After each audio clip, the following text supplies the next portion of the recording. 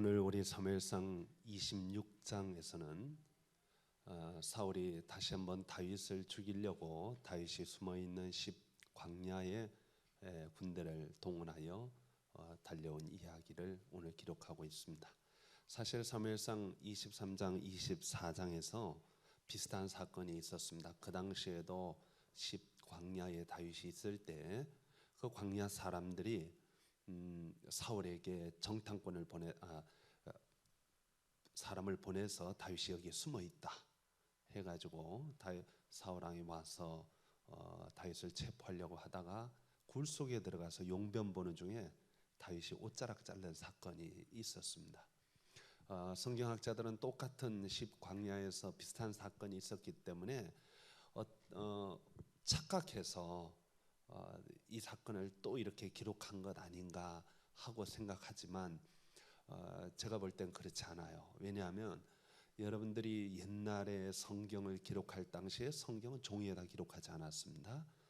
양피지에다 기록했기 때문에 양피가 얼마나 비쌉니까? 그러니까 같은 사건을 두 번 반복하여 쓰는 것처럼 어리석은 일이 없다 하는 것입니다. 그것은 그렇게 썼을 리가 만무고, 다른 성경학자들은 이렇게 표현합니다. 비슷한 사건이기는 하지만 비슷한 사건을 같은 형태로 기록함으로써 이 이스라엘 나라 사람들의 뭐랄까 점층법이라고 해야 되나요?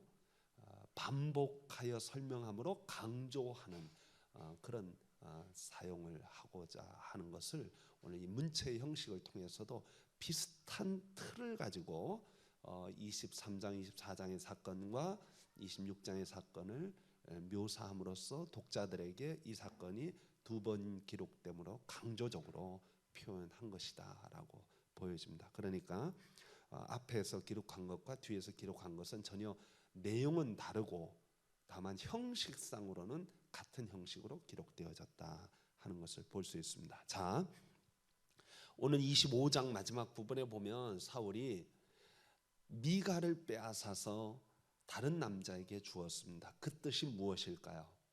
사실은 다윗이 옷자락을 잘랐을 때는 사울이 정말 참으로 회개하고 눈물을 흘려가면서 통곡하면서 내 아들 다윗아, 내가 잘못했다, 너는 정말 의롭다, 그렇게 말을 했으면 다윗의 부인이었던 미갈을 빼앗으면 되겠습니까? 안 되겠습니까?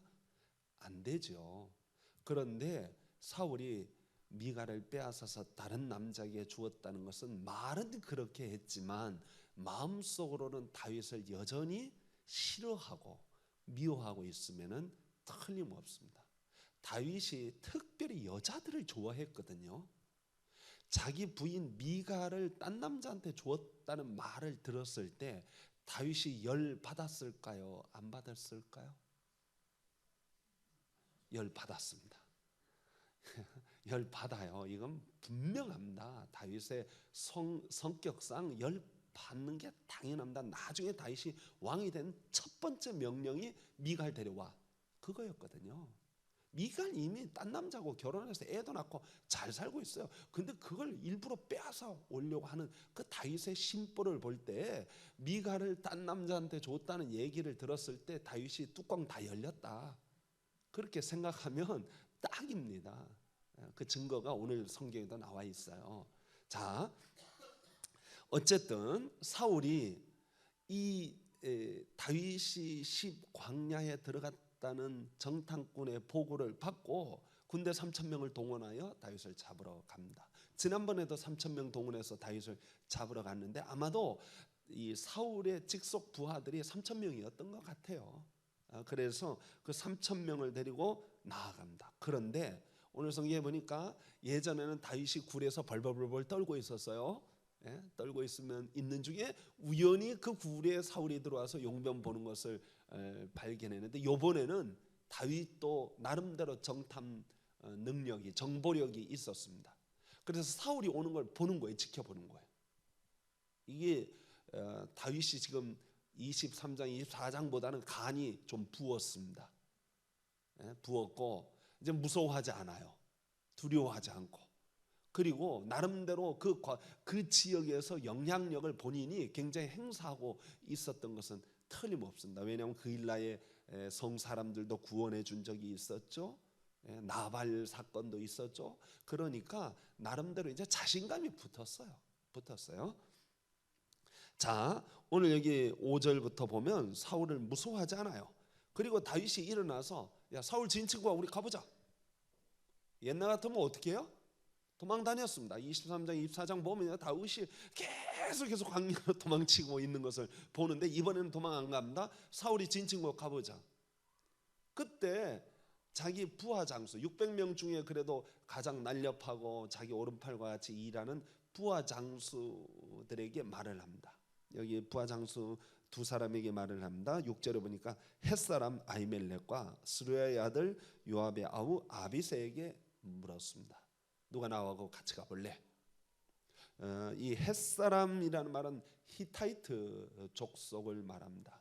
히타이트 족속들은 여러분들 역사 시간에 하무라비 법전 기억하실 거예요. 그 법전을 만든 족속이 바로 히타이트 족속이 굉장히 강대한 족속이었는데 이제 역사 속에 이미 히타이트는 망해버리고 그 히타이트 족속들이 남아 있는데 헷족속이라고 성경은 기록하고 있습니다. 이 헷족속 중에 가장 유명한 사람이 있어요. 혹시 여러분들 아시는 분 계세요? 혹시 헷족속 중에 굉장히 유명한 사람이 있어요. 다윗의 신복이었습니다. 누구냐면 우리아입니다. 우리아의 아내 밧세바. 그럼 아시죠? 우리아가 바로 헷사람이에요. 헷사람. 아무튼 그렇습니다. 오늘 여기 헷사람 아히멜렉이 나오는데 이 헷사람들이 아마 전쟁에 능했던 것 같습니다. 그런데 이 아히멜렉은 오늘 본문에만 딱 기록되고 다른데 기록되지 않기 때문에 이 사람이 실제로 누군지는 잘 몰라요. 그래서 두 번째 나온 사람이 누구냐면 스루야의 아들 요압의 아우 아비새 이렇게 써 있습니다. 스루야는 다윗의 누나입니다. 스루야는 다윗의 누나예요. 그러니까 누나의 아들이니까 자기에게는 뭐가 돼요? 조카가 됩니다. 조카가 돼요. 조카가 이 스루야가 아들을 셋 낳았어요. 하나는 요압. 요압은 여러분 아시겠지만 나중에 이제 보면 나오겠지만 다윗의 군대 장관이 요압입니다.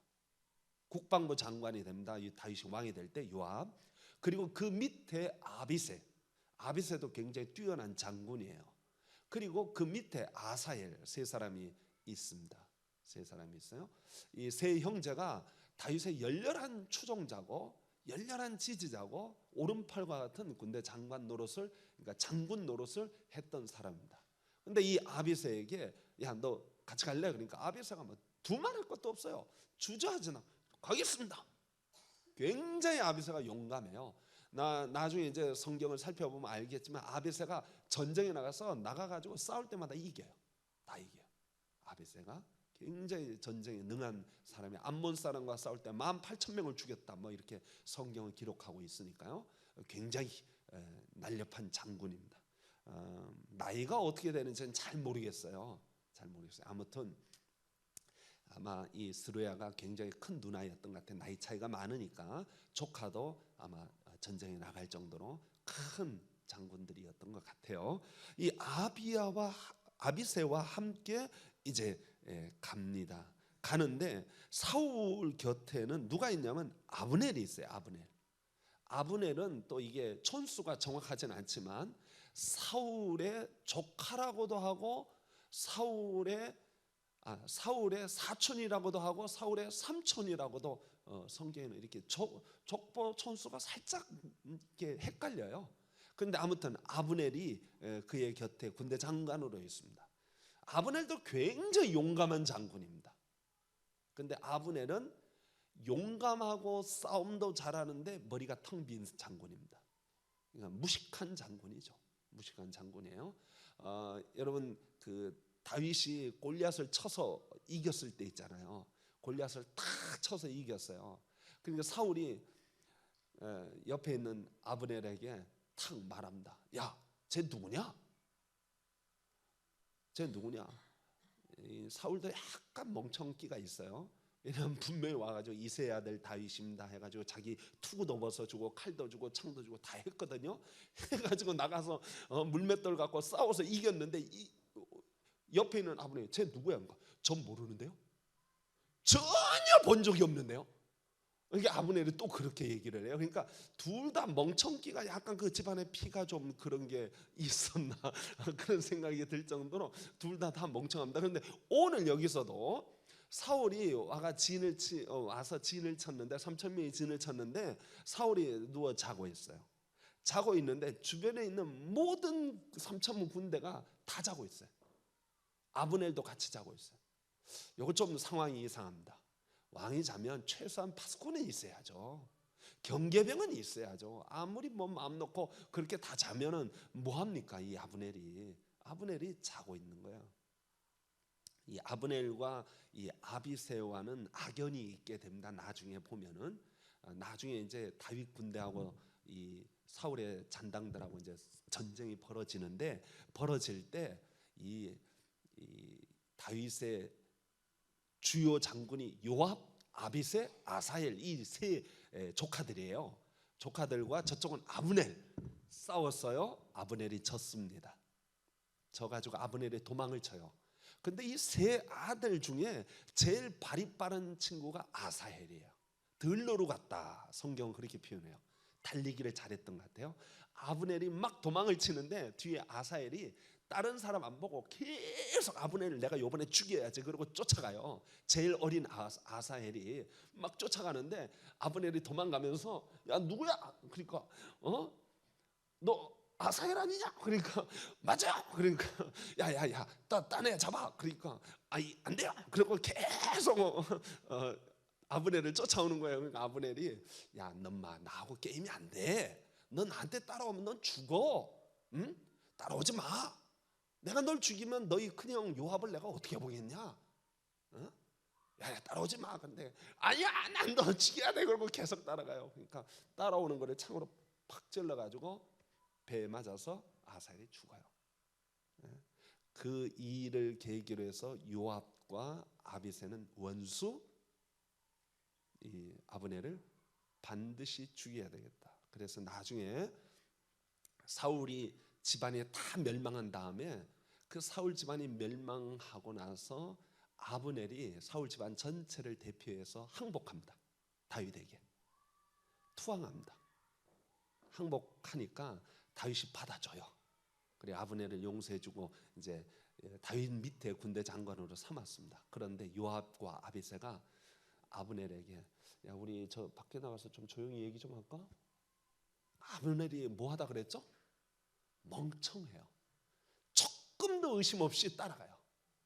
조금도 없이 따라가요. 그러니까 요압이 창으로 아브넬의 배를 찔러서 자기 동생을 죽인 것과 같이 똑같은 방법으로 그를 죽여버립니다. 막 그런 스토리가 여기 담겨져 있습니다. 아무튼 지금 아비새하고 다윗이 들어갑니다. 들어가서 보니까 싹 다 자고 있는 거예요. 근데 사울이 누워 자는데 자기 창을 머리 쪽에 이렇게 탁 꽂아놓고 자고 있는 거예요. 물병 들고 있고. 그래서 아비새가 하는 말입니다. 다윗에게 다윗이여, 이건 하나님이 우리에게 준 천재 일후의 기회입니다. 이거 두 번 찌를 것도 없습니다. 한 번에 사울을 박살낼 수 있습니다. 다윗 당신에게 하라는 거 아닙니다. 제가 하겠습니다. 제가. 그리고 그 창으로 사울을 찔러 죽이려고 합니다. 그때 다윗이 아니다. 하나님이 기름 부음 받은 자를 내가 죽이든 네가 죽이든 누가 죽이든 그건 하나님 앞에서 죄다. 그렇게 하면 안 된다. 그러면서 그 창과 물병만 가지고 나옵니다. 그리고 한산 고개 넘어서 다음 언덕 끝에 서서 아브넬을 불러요. 야, 너 아브넬아. 맨 처음에 아마 사울을 불렀던 것 같아요. 그러니까 아브넬이 벌떡 일어나서 야, 누군데 우리 왕 이름을 부르냐? 그러니까 아브넬아, 넌 군대 장관이라면서 왜 너희 왕 사울을 지키지 못하고 있느냐? 하고 야단칩니다. 그러니까 아브넬이 너 누구냐? 또 그래요. 이 아브넬이 좀 멍청한 친구입니다. 그 뭐 보나마나 다윗이죠. 근데 넌 누구냐?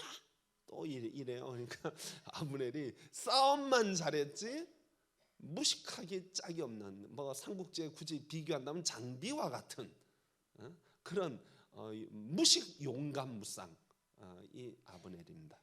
아브넬이 이제 너 누구냐 하고 이야기를 합니다. 그때 이제 다윗이 사울에게 말을 합니다. 지난번하고 비슷한 말을 합니다. 왕이여, 나는 당신에게 해하려는 의사가 없습니다. 지난번에는 뭐라고 말했냐면 다윗이 나의 아버지라고 말했어요. 사울을 나의 아버지라고 표현했어요. 그런데 이번에는 사울을 향해서 아버지라 안 하고 왕이라고 말합니다. 보세요. 17절. 사울이 다윗의 음성을 알아듣고 이르되 내 아들 다윗아, 이것이 내 음성이냐 하는지라. 다윗이 이르되 내 주 왕이여, 내 음성입니다. 다윗이 이제는 사울을 향해서 아버지라고 안 부릅니다. 왜 안 부를까요? 왜 안 부를까요? 미갈이 이제 더 이상 내 와이프가 아니야, 빼앗아 갔거든. 그게 열받은 거예요. 다윗이 여기서 딱 할 수 있어요. 아버지, 얘 지난번에는 옷자락 자르고 아버지요 그러고 그 앞에 막 머리를 딱 쭈그리고 납작 엎드려서 내 주 왕이 아버지요 그러고 막 다윗 사울에게 그랬는데, 이번에는 창 딱 들고 내 주 왕이요. 뭐를 뺐냐면 아버지라는 말을 빼버렸어요. 그러니까 다윗의 마음속에 이미 사울에 대한 그 자기 와이프를 빼앗아서 딴 남자한테 준 사건이 다윗의 마음에는 벌써 탁 못이 박힌 거예요. 이제 넌 내 아버지 아니다. 딱 그거예요. 우리가 성경 읽을 때 이런 거 찾아내서 읽으면 재미가 있어요. 야, 이 다윗의 마음이 이렇구나. 그러나 사울은 다윗을 향해서 여전히 뭐라고 불러요? 내 아들아 이렇게 불러요. 사울은 그런데 뭐 큰 마음이 없었던 것 같아요. 사울아 내 아들아 이렇게 말을 합니다. 그러면서 이야기를 합니다. 내가 넌 지난번 말처럼 넌 정말 착한 사람이다. 넌 정말 의롭다. 그러니까 다윗이 사울에게 창과 물병을 도로 돌려줍니다. 소년 하나를 보내세요. 내가 이 창과 물병을 도로 돌려드리겠습니다. 사실 고대 이스라엘 민족 그 비슷한 뭐 모든 나라들이 마찬가지고 블레셋도 마찬가지고, 무기는 이스라엘 백성들 중에 사울과 요나단만 가지고 있었다라고 표현하고 있어요. 사울의 심볼은 뭐냐? 창입니다. 그는 창 던지기의 명수예요. 그는 언제나 명령을 내릴 때 창을 들고 명령을 내렸고, 자기 혼자 그 큰 창을 들고 딱 담대하게 서서 마치 왕이 지니고 있는 홀처럼 창을 손에 쥐고 모든 것을 명령을 했기 때문에 그 창 그 자체는 뭘 상징하냐면 왕의 왕권을 상징하는 거예요. 여러분 아시다시피 다윗이 골리앗을 쳤을 때 골리앗의 칼을 이스라엘 제단에다가 갖다 놓았어요. 그 칼은 곧 무엇을 상징하느냐면 골리앗을 상징하는 거예요. 그러니까 그 무기들, 왕들이나 장군들이 가지고 있었던 무기는 곧 그 장군을 상징하고 뜻하는 것입니다. 그러니까 지금 사울의 창을 빼앗아 왔는데 그 창을 도로 돌려준다는 것은 다윗이 직접 사울의 왕권을 없애지 않겠다는 뜻이에요. 사울의 왕권을 직접 없애지 않고 내가 당신의 이 왕권의 상징인 창을 내가 도로 돌려주겠습니다. 당신의 나라는 내가 안 망하게 해도 하나님의 망하게 하실 것입니다. 하나님이 때가 되면 당신을 죽이든지 전쟁에서 죽이든지 급사하게 하든지 하나님께서 징벌하실 것입니다. 내가 임의로 내 힘으로 당신의 왕권을 없애지는 않겠습니다 하는 표시로 창을 돌려주는 거예요. 여러분 이 고대 세계에 나오는 그런 것들을 우리가 좀 기억할 필요가 있습니다. 그러면서 다윗이 뭐라고 표현하냐면, 내가 사울을, 오늘 이제 성경을 한번 읽어보면서 이야기를 합시다. 24절, 오늘 왕의 생명을 내가 중히 여긴 것 같이 내 생명을 여호와께서 중히 여기셔서 모든 환난에서 나를 구하여 내시기를 바라나이다. 여러분, 오늘 이 본문을 보면서 여러분들이 퍼뜩 떠오르는 성경 구절이 있으면 참 좋겠어요. 뭐냐면 주기도문에 나옵니다. 주기도문에 뭐가 나오죠? 이쯤 하면 아셔야 되는데, 우리가 우리에게 죄 지은 자를 사하여 준 것 같이 우리의 죄를 사하여 주옵시고. 딱 그거예요.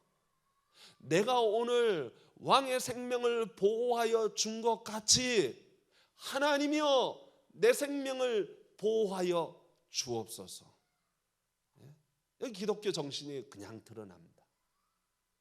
여러분, 원수 갚는 것이 우리 손에 있어요, 없어요? 없습니다. 누구 손에 있어요? 하나님의 손에 있다. 하나님이 원수를 갚아 주옵소서. 하나님이 대신하여 주옵소서. 그러면서 우리가 뭘 얘기해요? 하나님, 내가 원수를 내가 죽일 수 있지만, 내가 처단할 수 있지만 내가 처단하지 않았습니다. 그러니 하나님, 나를 보호하여 주세요. 나를 지켜주세요. 이스라엘 백성들 다윗의 신앙입니다. 내가 화가 났다고, 내가 성질 났다고, 내가 기분 나빴다고 원수를 딱 치잖아요. 그 얘기는 뭐예요? 곧 하나님이 나를 보호하지 않는다는 뜻이에요. 신약 성경에서는 뭐라고 말하고 있냐면, 그걸 조금 더 발전시켜서 내가 남의 죄를 용서한 것처럼, 남의 죄를 용서한 것처럼 하나님, 나의 죄도 용서하여 주옵소서. 이렇게 기록된 거예요. 그러니까 여러분들 잘 아셔야 할 것은, 우리가 신앙을 어떻게 표현하냐면, 신앙을 내가 하나님과 나와의 신앙으로만 끝나는 것이 아니라, 이 신앙을 어디다 표현하냐면 내 이웃에게, 혹은 내 원수에게, 내가 용서해야 할 자에게, 내가 은혜를 나누어야 할 자들에게 내가 그것을 표현하는 거예요. 표현하면 우리가 그 다음에 하나님께 기도를 하는 거예요. 하나님 보셨죠? 제가 이렇게 죄를 용서해 주었습니다. 제가 이렇게 은혜를 베풀어 주었습니다. 제가 복수할 수 있었는데, 칼로 찔러, 창으로 찔러 죽일 수 있었는데 제가 안 죽였습니다. 저 이렇게 했습니다. 그러니 하나님, 나에게 보호하여 주세요. 나를 용서해 주세요. 하나님, 나에게 한량없는 은혜로, 축복으로 부어주세요. 그래서 원수를 보고 막 미워하고 하는 것이 아니라, 오히려 원수를 축복할 때 우리는 하나님 보셨죠? 성경에 보면 또 이런 얘기가 있어요. 적은 소자에게 물 한 컵 대접하면 하늘에서 그 물 한 컵 그걸 기억하시고 뭐 하신다? 하늘에서, 모르셔요? 하늘에서 큰 상급으로 채워주신다.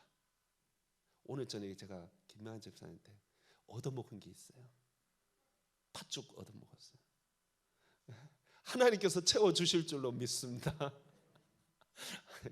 와가지고 우리 교육자들 다 사줬어요. 근데 아무튼 이 뭐예요? 우리가 이 땅에서 한 것처럼 하나님 그렇게 해 주옵소서.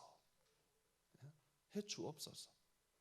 이게 아주 간단한 등식이에요. 간단한 공식이고, 성도 여러분, 오늘날 우리 신앙생활, 우리 성도들이 신앙생활 할 때 사람과의 관계에서 신앙이 나타나지 않고 오직 하나님과의 관계에서만 신앙이 나타나면 된다고 생각하는 사람들이 있다는 거예요.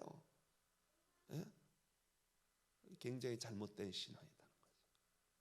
그래서 굶주리고, 추위에 굶주리고 떠는 친구에게 야 따뜻하게 해라, 뭐 먹어라 말만 하면 그게 사랑이냐? 행함 없는 사랑, 입에 발린 사랑은 사랑이 아니다. 야고보 사도가 말을 했습니다. 성도 여러분, 저와 여러분들의 신앙이 이웃에게, 우리 주변 사람들에게 표현되어지기를 축원합니다. 예? 표현되어지기를 축원합니다. 뭐 사담 하나 하겠습니다. 대학 다닐 때 저희들에게 현대신학을 가르쳤던 교수님이 박아론 교수라고 있었어요. 박아론 교수님이 딱 들어오시자마자 딱 해서 여기 율무부장 없어? 처음 첫날 딱 들어왔는데 율무부장 없어. 그래서 율무부장이 누구? 그러니까 아니, 한 학기 동안 내 책상 위에다 율무차 한 잔 올려놓는 사람이 율무부장이에요. 율무부장 없어? 그래서 누구? 그러면 율무부장 할 사람? 그러니까 제 친구 중에 최영준에 저요. 그래서 그 친구가 한 학기 내내 율무차를 올려놨어요. 그 교수님 하시는 말씀이 내 이 은공을 잊지 않겠노라. 너는 무조건 A 학점. 걔는 그냥 A 학점 받았어요. 예? 여러분, 우리 하나님이 여러분들이 이 땅에 사는 아주 작은 것을 잊지 아니하시고 갚아주시는 하나님이신 줄 믿으시기 바랍니다. 예? 작은 소자에게 한 것 하나님이 기억하십니다. 여러분들에게 그 하나님의 은혜와 사랑을 나누어서 복받는, 하나님의 은혜 받는, 쓰임 받는 저와 여러분 되어지기를 간절히 축원합니다. 기도하겠습니다. 하나님 아버지 감사합니다.